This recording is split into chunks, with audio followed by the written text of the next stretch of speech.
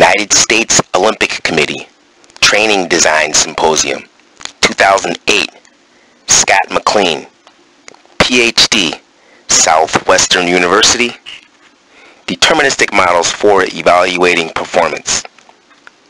This was an original lecture that was about an hour and 40 minutes long, and these are the audio notes. Quote number 1. In some instances, the champion has succeeded in spite of having technique that is removed or far removed from optimum. Jim Head. Quote number 2.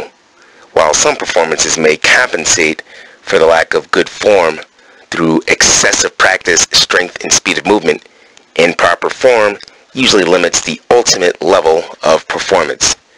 Eugene Brown. Quote number 3.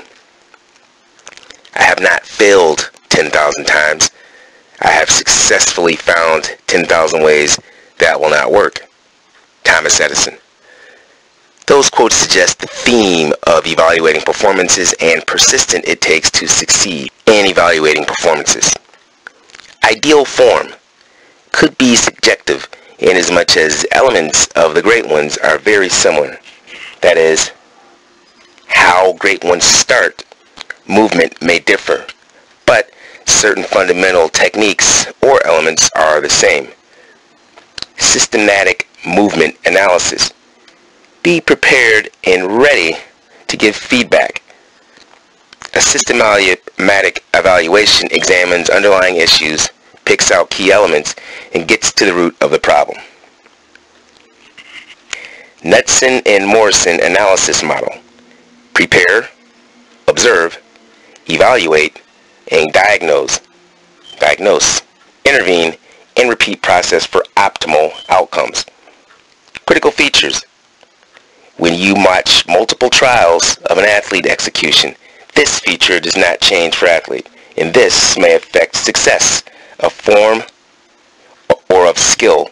Identifying critical features affects efficiency and effectiveness, is necessary for optimal performance, and helps define good form, directs observers' attention, and there is a range of correctness for athletes as each is an individual. That is, there's not one correct way for skill execution. There are many. So, critical features are factors that truly influence performance, can be modified with training or changing equipment, can distinguish between athletes, and are factors that can be measured, observed, and assessed. Because there are so many things to measure and evaluate, McLean believes critical features should be main focus of measuring evaluation to maximize time, energy, and performances. So just as a overview and or a summary of things that were mentioned so far, this particular talk is talking about evaluating performances. Ultimately, I'm of the belief system that if we can evaluate the critical features, as he's calling them, or the movement patterns that are going to make the biggest differences, another way to say the same thing, and affect those in terms of creating better training systems, creating better movement, creating a better overall design for practices, we can affect change with the athlete. Of course, we've got to get the athlete to buy into that as well, but in terms of, how do we make the athlete better, we have to discover what they need work on, design development plans, and create models that are going to help them get better quicker. I guess that's the bottom line. Vertical jump, critical feature example. The example was to show how the audience would answer what they felt the critical features were. McLean's point suggests that different people may have different terms, meanings, although getting to a similar idea, similar to speaking a different language. So, the deterministic models are used to make the language and meaning similar so anyone reading it understands. That is, so we can communicate better and are talking in same common terms for better measurement and evaluation, which ultimately positively affects technique in coaching and performance. So that last point there is, I think, important, just because throughout athletes' career, unless they stay in the same place for 10 or 12 or 13 years, they're actually going to have different coaches and different coaching systems. And sometimes when athletes transfer or graduate from one system to the next, they have to learn a completely different set of skills and or terminology.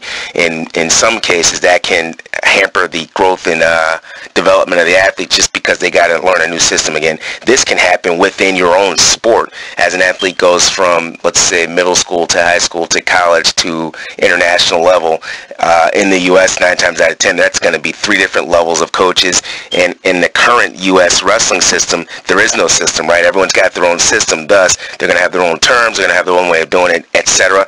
I just think it's important to point that out to the athletes as well, so when they go from one coach to the next, they understand the dynamics and what they could actually be looking forward to.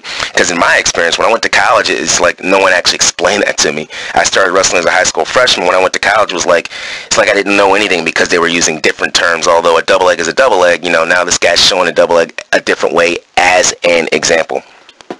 Wild's stages of throwing development suggests children as they mature go through 4 development stages of throwing. The point could be everyone goes through stages of development depending on their training age. Also, infants to toddlers to young children likely follow similar progression for walking. Second point could be coaches could be aware of what stages athletes are in and progress them accordingly. Again, I think that's a really good point too, because as you've been in coaching for several years and or decades, you should have some type of training system and you should notice certain movement patterns and certain stages of development. As an example, when I'm working with 20-year-olds, I'm going to get a different response versus working with a 12-year-old. However, if that 20-year-old only has 3 years of wrestling under their belt, they may actually be very similar to the 12-year-old in terms of their response to how I'm teaching. As an example, obviously there's going to be other different factors too, but understanding that there's going to be different stages of development as a coach is extremely important so that you can, practice being patient and work faster if need be based on the athlete that you actually have in front of you. Where do critical features come from? Years of experience from athlete and coaches. McLean suggests to challenge our knowledge, exercises, and to challenge and enhance this knowledge by educating ourselves with more research, articles, relevant trade journals, books, and symposiums like this one. A goal could be to continuously build a knowledge base and critically evaluate the coaching professional practice. I'm a big believer in continuing your education, whether it's through materials like this or some of those other media that he suggested. Ultimately, when we continue our learning and development and education, we can pass that information on to our athletes ultimately, which again is going to help them have a better experience. Deterministic models show the relationship between the result of a performance and all of the factors that contribute to it. Deterministic models grew out of biomechanics, physics, and math. Although coaches do not need to be experts in biomechanics, physics, or math to execute deterministic models because they are simple and can be quite powerful. First steps: identify a result, and then define all the factors to produce that result in a flowchart type of form. Basically, come up with a blueprint of the activities. Development guidelines. When possible, factors should be mechanical quantities. Example, power. Power equals force times velocity. Try to keep it as simple as possible with general terms like physique or body position. Each factor in models should be completely determined by factors linked to it from below. Different models can be developed for same activity. One version may be easier to use than another, and stop developing model when it is useful. Management of efficient model depends on clarity, brevity, and utility. That is, too many critical factors will not necessarily make model better. I'm going to just kind of recap some of those things there again in broader, terms. Any type of system that you develop needs to be able to be measured so that you can adequately assess either your athlete and or the system that you're using. He's suggesting deterministic model, and I don't think it has to be a deterministic model. However, you need to have some type of model and or system so that you can actually evaluate your progress from season to season, from month to month, from year to year. In other words, we're evaluating not only the athlete, but we're also evaluating our ability teach and our ability to coach and our ability to get across the system that we're trying to do, because there may be some inefficiencies there in terms of our teaching, and or there may be some inefficiencies in terms of what the athlete is bringing to the table. And of course, it's our job to actually correct both sides of the table, if you will. Jump and reach height deterministic model example. Takeoff height, flight height, reach height, loss height are all critical features for jump and reach height, and all have critical features under them similar to a flowchart. This idea is to determine the critical features that impact performances the most, then adapt, adjust, correct them. Control over critical factors and time must always be considered for critical factors, because some critical factors are out of our control. That is gravity, wind resistance, referees, size of gymnasium, and environment. Why go through so much trouble? Athletes and even parents may ask, how do we do this? Why are we doing this? And their answer is to explain in terms that make sense, are easy to follow, and helps athlete parent buy into training, style, philosophy, and perform better. I'm going to stop there again, because that whole buy-in concept from the parent and the athlete is huge. Athletes and parents kind of like won't do anything unless they actually believe it's going to be worth their while to even put the time and effort going forward. As a younger coach, I really kind of like didn't really get that concept. As I was at the Olympic Training Center for almost 2 years, it was pounded into my brain consistently, and that's when I really started to focus on listening and more of the psychological dynamics of coaching, because getting the buy-in for anything that you're doing, for that matter, is the most critical part of coaching in my experience. Using or uses for deterministic models. Number 1, helps focus and prioritize training, emphasis, and feedback. Number 2, makes coaches better educated about sport and contributing factors to sport performances. Number 3, helps identify factors that will give training plan designs the biggest bang for the buck. Number 4, helps guide equipment designs and how rules affect performances. Number 5, helps guide quantitative research. Challenge. Coaches need to find and determine what critical features exist and identify and develop components that lie beneath the critical features.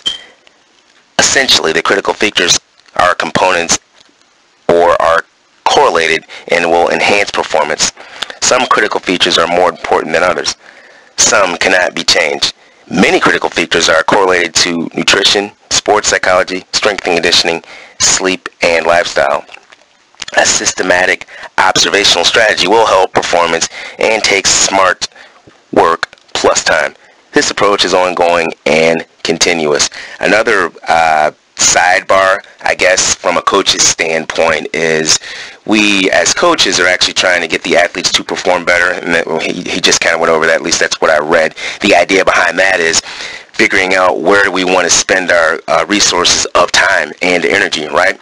In other words, you can spend a lot of time trying to correct something that's not going to make a big difference at all, or you can spend a little bit of time correcting something that's going to make a huge difference. A lot of times, just body position. If you can just, get in the right position so that you can see, or get in the right position so that you can execute that movement. Sometimes it's as little as that, and sometimes there are fundamental things where they just have to basically relearn the whole exercise or activity, and that's important too. But the bottom line is, as a coach, we're trying to figure out what the critical features are and factors for movement going forward. And once we figure that out, then it's a lot easier to teach and coach, I think.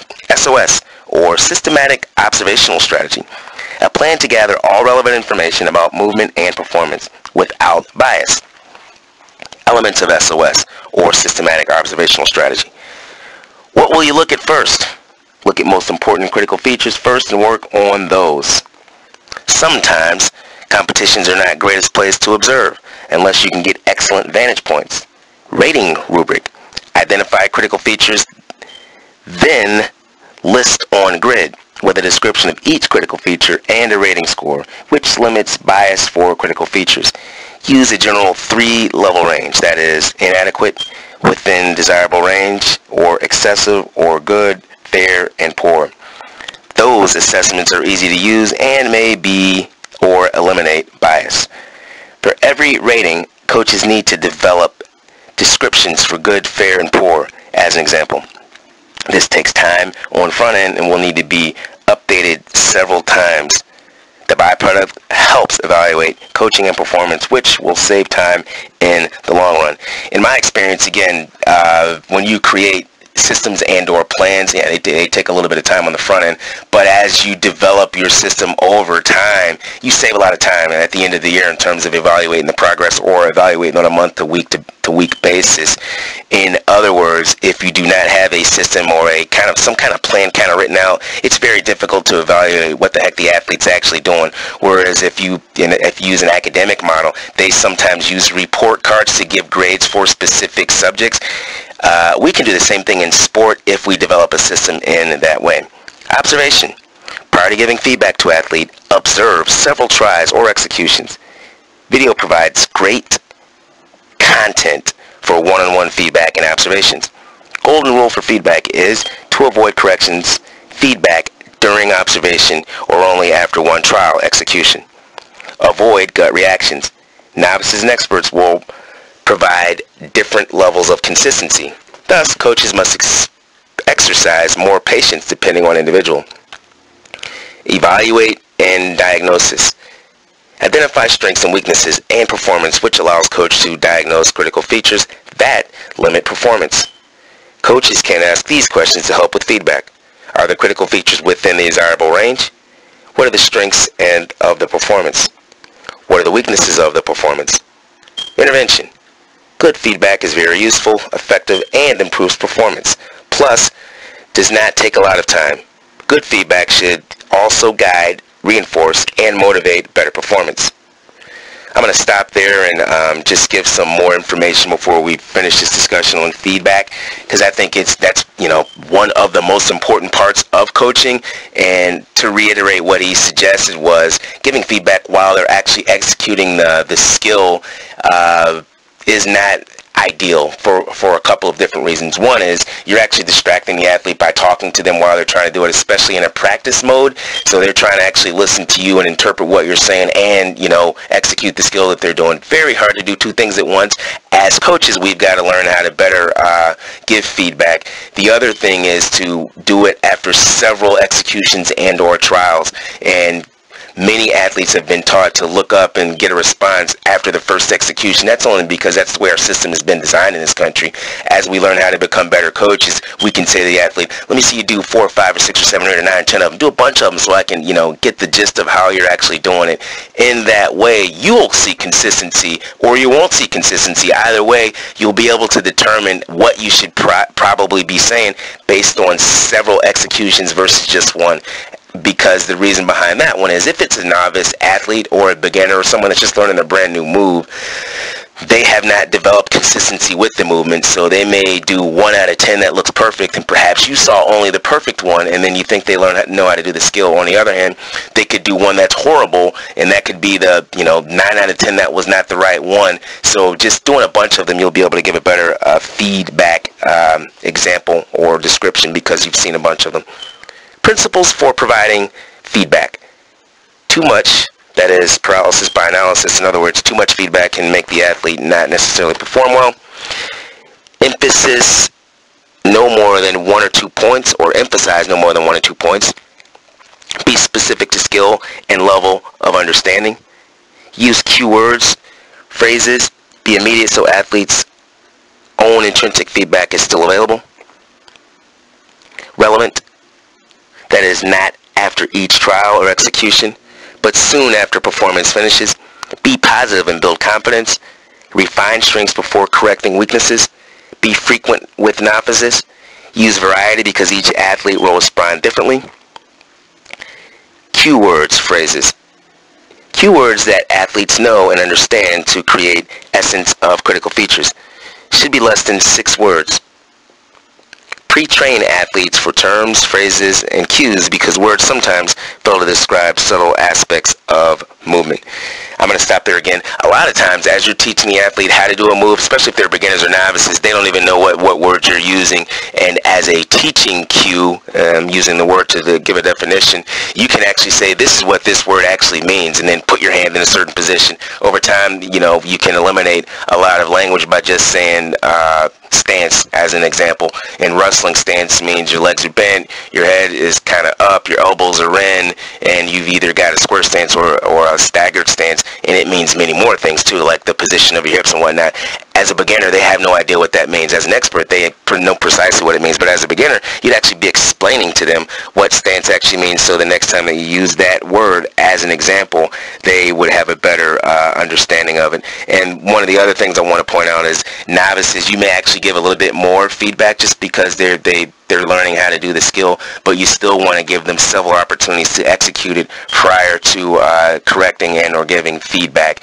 In this way, they develop the ability to, well, I need to do 3 or 4 or 5 of them so my coach can give me some feedback, and they're not looking for immediate feedback right away, and you're delaying the gratification, because many times athletes want to know that they succeeded or failed immediately, and we're teaching them how to have a little bit of a delayed gratification. So you're doing more than one thing with the feedback, ultimately, is what I'm trying to say there.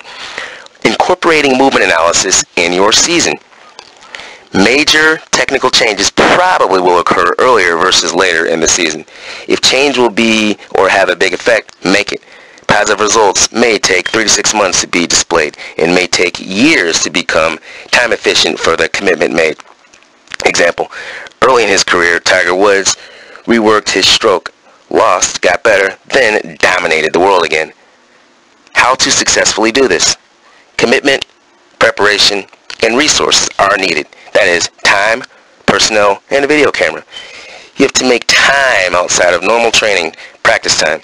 Athletes actually need this same commitment to pursue excellence outside of normal training, practice time, also to develop, improve, and master what coaches are teaching and coaching.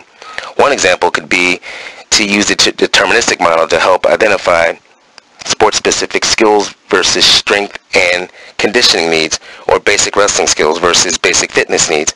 Athletes need both to improve, and coaches need to know the difference between both, as do the athletes. A major question is always, where do you put your efforts? Answer could be create evaluation template, then rework it annually. That is, create critical features model, then rethink, rewrite, and reconstruct yearly if needed. Historically, Russia and Germany sort of revolutionized analyzing training and performance in the 1950s with this sort of sports science analysis of training and performance. And essentially what happened in the 50s and the 60s, a little bit right after World War II, they developed sports schools, and I have another discussion on that actually on the Elias George Wrestling Foundation at the end of one of those slideshows about sports schools.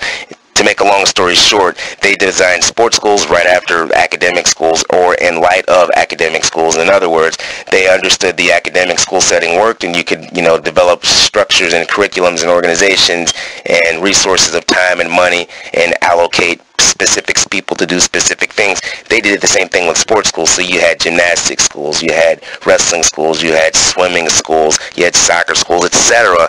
And the full-time job of the coach was to, prepare the athletes, train the athletes, and get them ready to have success at, nationals, the World Championships, and ultimately the Olympic Games. So I'm suggesting that this model that was basically started in the 50s and 60s is a large part of what the sports science of what we're trying to actually get across to many of the coaches today. And this talk specifically dealing with evaluating performance.